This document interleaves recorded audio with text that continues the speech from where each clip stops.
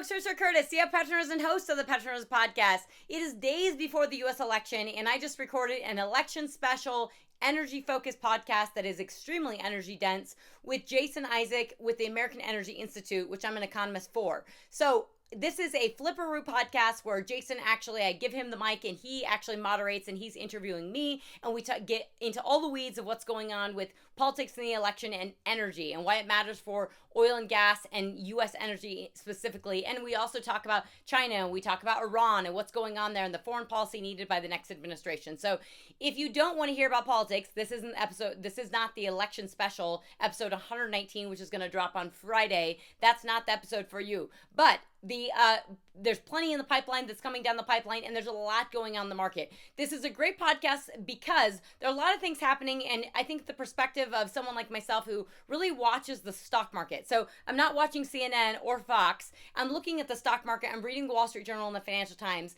and it's very interesting to see the biases in what you're getting for the election coverage. I give credit where credit is due. You hear some better coverage on Bloomberg surveillance in the morning. I feel like CNBC has been a little biased in terms of what you're actually hearing, and we get into that in the podcast. But right now, it is the evening of October 30th, 2024. We're seeing oil prices at 69 and change, flirt with that $70 handle. We're seeing Brent at 72.90. And I think what we're really seeing from oil prices is a signaling that we have serious weakness in the global economy. I've talked about this at length. I talk about on podcasts. I talk about with my clients.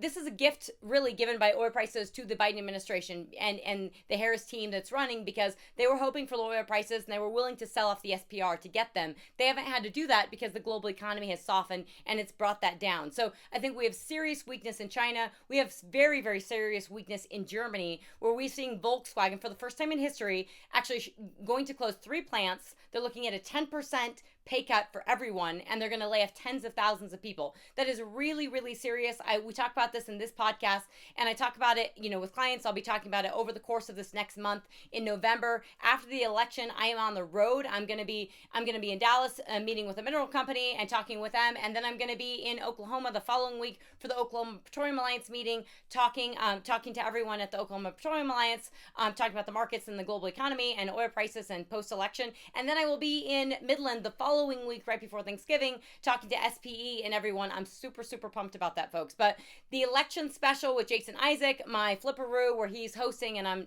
answering questions and he's moderating and interviewing me, that is going to drop on Friday, folks, in just in a couple days. So really hope you guys take a listen. Can't wait.